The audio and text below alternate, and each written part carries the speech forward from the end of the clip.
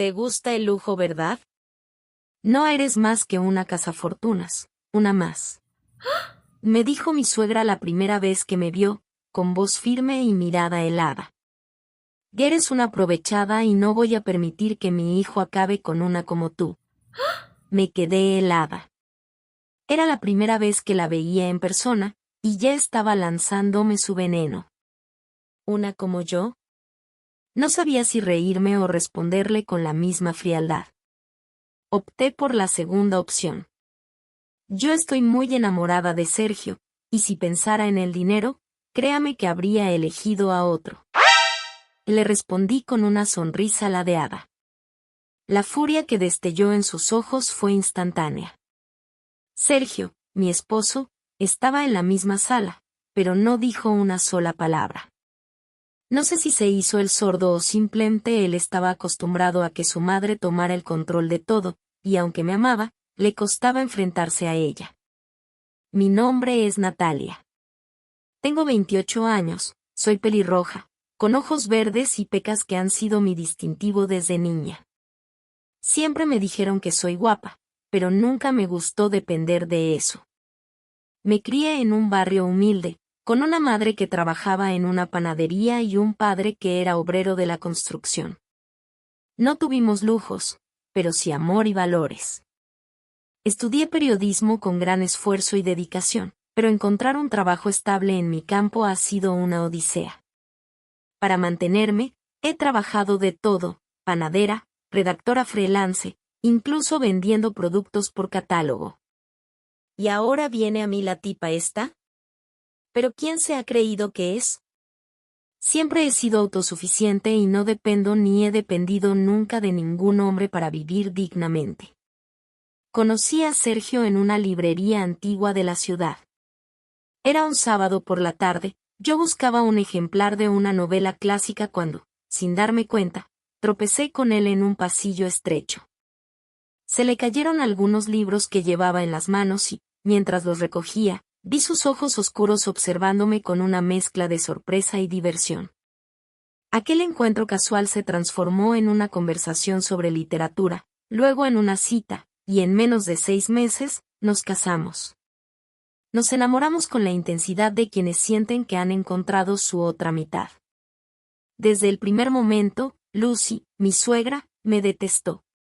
No podía creer que su hijo, heredero de una de las fortunas más grandes de la ciudad, se hubiera casado con una mujer de orígenes humildes. Intentó persuadirlo, humillarme, hacerme sentir inferior, pero Sergio me amaba y no permitió que nada nos separara. Al menos, al principio. Bienvenidos a Venganzas Contadas, mi nombre es Natalia y esta es mi historia. Si están disfrutando de este relato, no olviden dar un like, y suscribirse a este canal y díganos en los comentarios desde dónde nos ven. La intención de este canal es que personas como yo, fuertes, luchadoras y guerreras puedan contar sus historias y tengamos más visibilidad en YouTube. Como decía, vivíamos en un gran departamento en el centro de la ciudad, una de las muchas propiedades de la familia. Sergio era pintor y, aunque su arte era apreciado, las ventas no siempre eran constantes.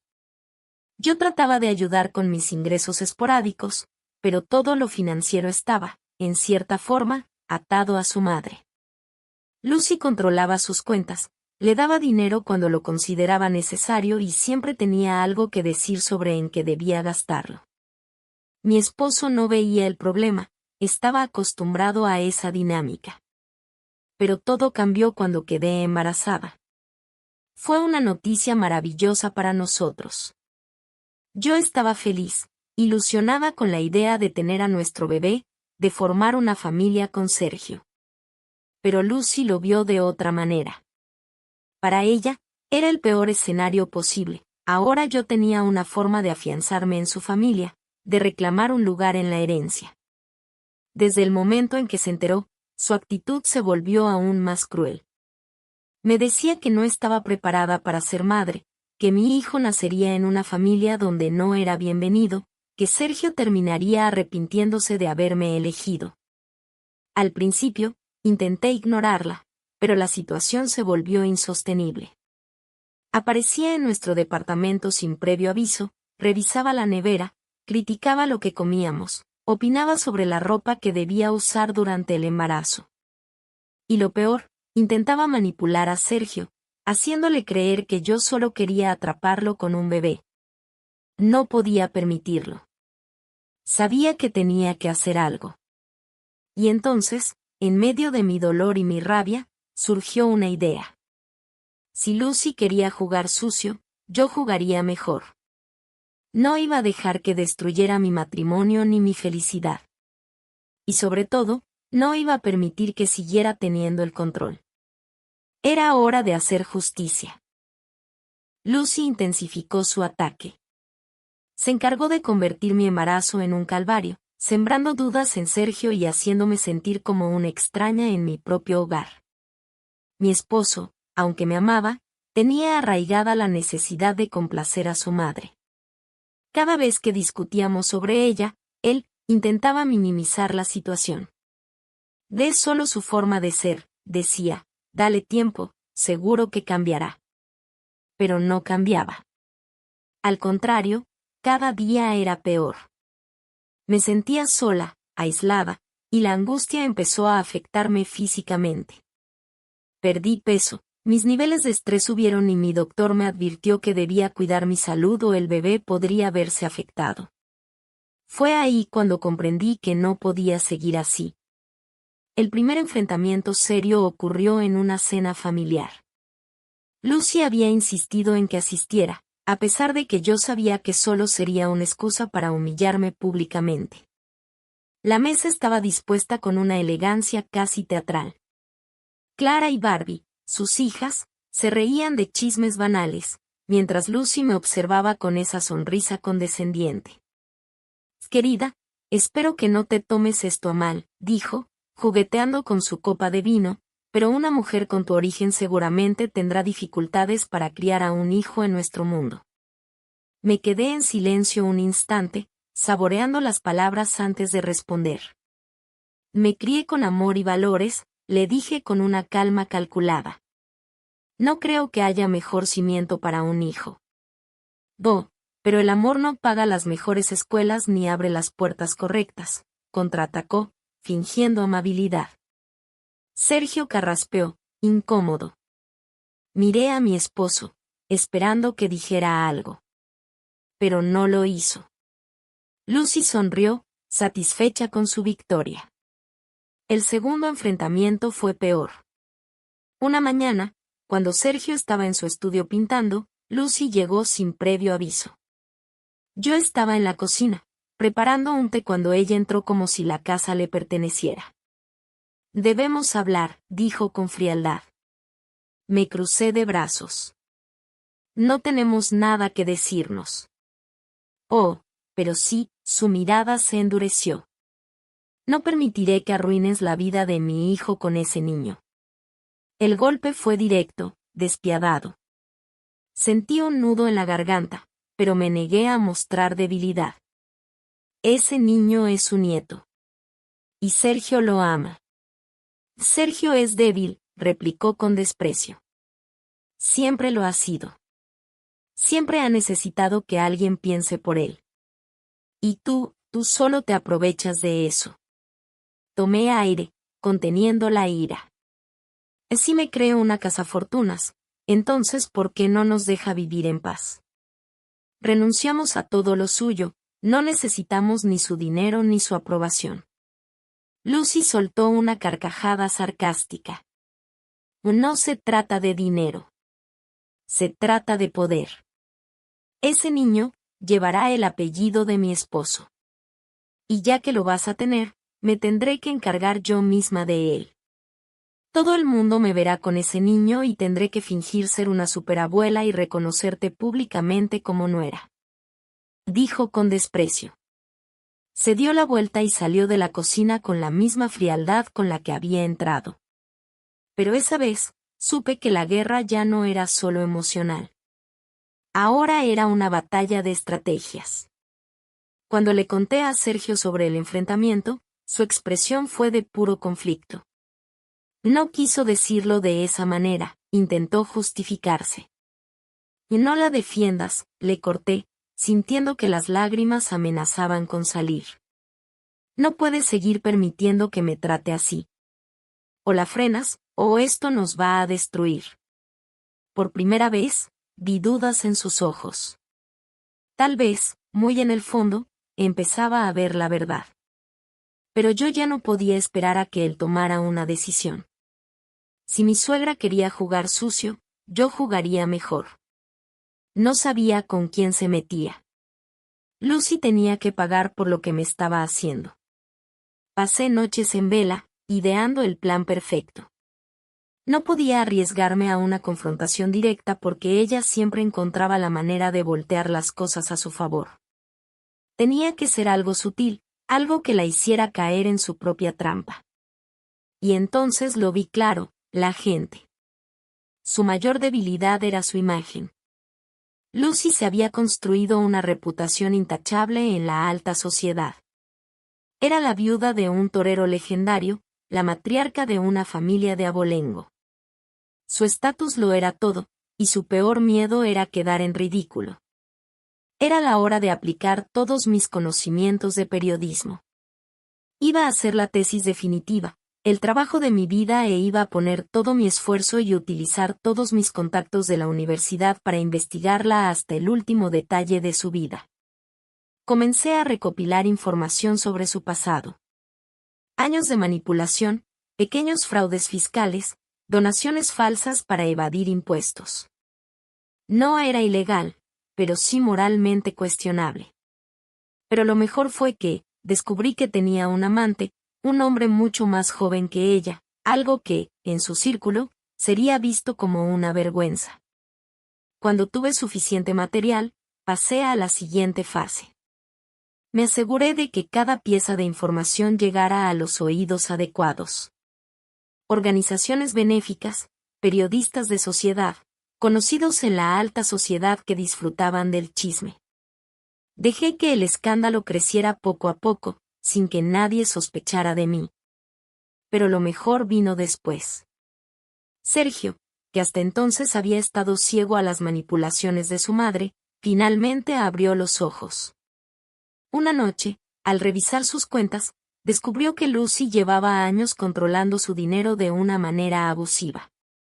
No solo decidía cuánto podía gastar, sino que también había desviado fondos sin su consentimiento.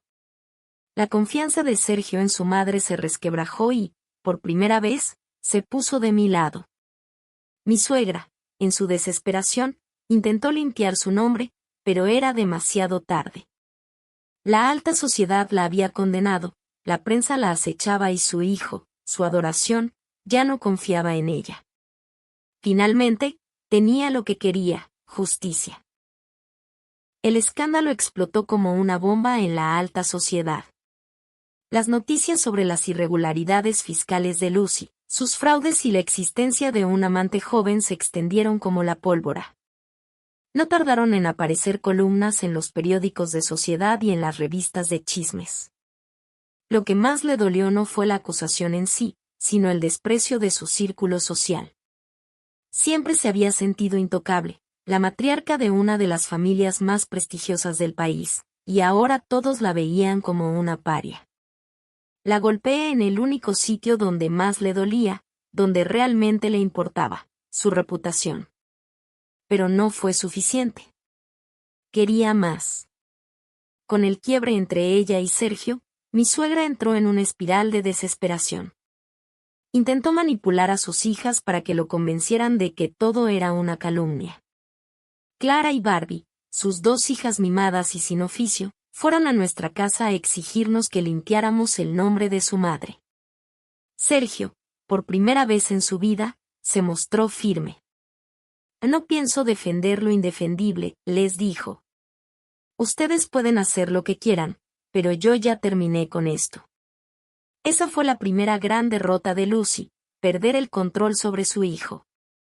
La segunda fue aún peor.